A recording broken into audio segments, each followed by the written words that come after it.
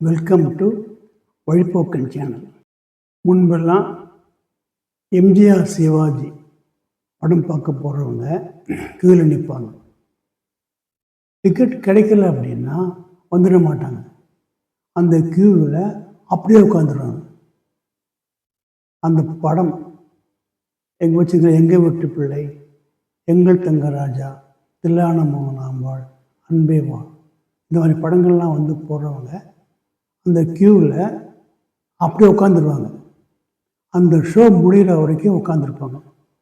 அடுத்த ஷோ ஆரம்பிக்கிறப்ப இங்கே டிக்கெட் வாங்கிட்டு உள்ளே போய் படம் பார்த்துட்டு வருவாங்க. அப்படி வந்து சினிமாவுக்கு மக்கள் போயிட்டு இருந்தாங்க. இப்போ என்னடா அப்படின்னா சினிமா தியேட்டர்லாம் வந்து காற்று வாங்குது. 2 நாள் ஒரு 50 பேர் படம் பார்த்தா பெருசாக இருக்குது. ஆனால் கோவில்களில் கூட்டம் அலமோதுது. டிக்கெட்டு வாங்கிட்டு உள்ளே போகிறதுக்கு வந்து அவ்வளவு பெரிய கியூ நிற்கிது. திருப்பதிக்கெலாம் வந்து 3 மாதத்துக்கு முன்னாடியே நீங்கள் டிக்கெட் புக் பண்ணணும்.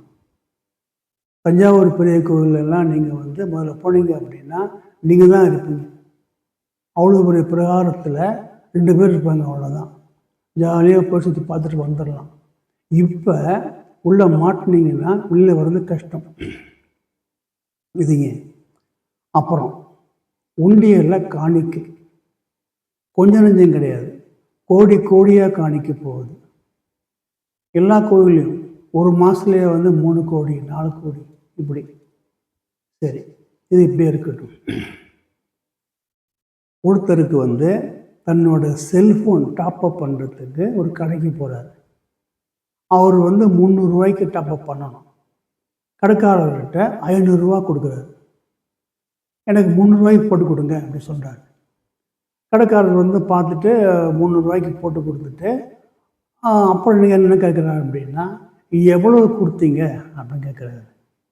இது வந்து வந்தவருக்கு பிடிக்கல. ஏன் உங்களுக்கு தெரியாதா அப்படின்னு. தெரியாது சொல்லுங்க அப்படின்னு. நான் எவ்வளோ சொன்னாலும் ஒத்துப்பீங்களா?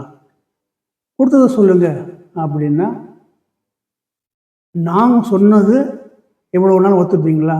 நீங்கள் வாங்கினது எவ்வளவு அப்படின்னு கடைக்காரரான நீங்கள் தான் வந்து கவனமாக வாங்கணும். அதை வாங்கி முதல்ல பையில் போடவோ கையில் போடவோ கூடாது, கையில் வச்சுக்கணும். இப்போயும் கேட்குறீங்க அப்படின்னா நான் கேட்பேன், இஷ்டமான சொல்லு, கஷ்டமான போ அப்படிங்கிறாரு. அவர் 500 ரூபாயை வாங்கிக்கிட்டு 200 ரூபாய் மிச்சம் தரணும், தராமல் போங்கிறாரு. இவருக்கு கோபம், சண்டை வருது. அப்போ சொல்கிறார் கடைசியில் 200 ரூபாய் நீ தர வேண்டாம், நீயே வச்சுக்க சொல்லிட்டு போயிடுறாரு. வந்தவர் அன்னைக்கு சாயங்காலம் நைட்டு கடை மூடுறப்ப இந்த கடைக்காரர் என்ன பண்ணுறாரு, எதிரில் இருக்கிற பிள்ளையார் கோவிலுக்கு போகிறார். போயிட்டு ஒரு 100 ரூபாயை எடுத்து அந்த உண்டியலில் போடுறார். சரிங்களா? இது வந்து 500 ரூபாயை வாங்கிக்கிட்டு 200 ரூபா திருப்பி கொடுக்காம இருந்த அந்த பணத்தில் பாதி. சரிங்களா? இப்போ இவர் கோவிலுக்கு போனது பக்தியா? இவர் உண்டியில் 100 ரூபா போட்டது காணிக்கையா? ஒரு கேள்வி வருது இல்லையா?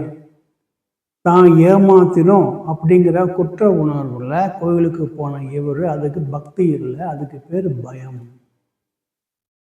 உண்டியில் 100 ரூபா போட்டது அதுக்கு பேர் காணிக்கை இல்லை, அதில் ஏமாத்தினதில் பாதி ஆண்டவனுக்கு லஞ்சம்.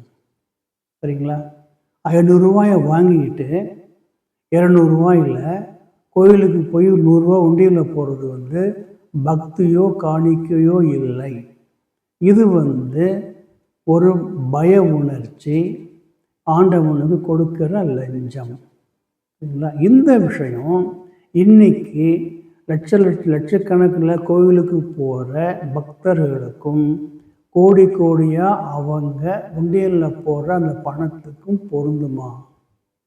ஒரு வகையில் பொருந்தும். ஏன் அப்படின்னா இன்னைக்கு அரசியல்வாதிகள், அரசாங்க ஊழியர்கள், வியாபாரிகள் எல்லாமே தன்னுடைய மனசாட்சிக்கு விரோதமாக இல்லை பிடிச்சி விரோதம் இல்லை, மனசாட்சிக்கு பிடிச்சியே நிறைய பணம் சம்பாதிக்கிறாங்க. அந்த பணம் சரியான நேர்மையான வழியில் வந்ததில்லை அப்படிங்கிற ஒரு பய உணர்ச்சி இருக்குது. அதனால் இவங்க கோயிலுக்கு போயிட்டு அந்த கோயிலில் இருக்கிற உண்டியலில் பணம் போடுறாங்க. இதனால் எப்படி 500 ரூபாயை வாங்கிட்டு 200 ரூபாயை பெறாமல் கோயிலுக்கு போனது, அந்த கோவிலில் 100 ரூபாயை போடுறது எப்படி பக்தி இல்லையோ, அது காணிக்கை இல்லையோ, அதே போல் லட்சக்கணக்கான மக்கள் இன்றைக்கி கோவிலுக்கு போய் அந்த கோவிலில் உண்டியலில் காணிக்கை செலுத்துறது காணிக்கை இல்லை, லஞ்சம். இப்படி எடுத்துக்கலாமா? ஒரு பக்கம் எடுத்துக்கலாம். இன்னொரு பக்கம் பக்தியையும் காணிக்கையையும் நீங்கள் கொச்சைப்படுத்துகிறீர்களா என்ற ஒரு கேள்வி எழுந்தாலும் இதுதான் உண்மை. 50% இது உண்மை. சரிங்களா? இதை ஷேர் பண்ணுங்கள், சப்ஸ்கிரைப் பண்ணுங்கள். அடுத்த எபிசோடில் சந்திப்போம்.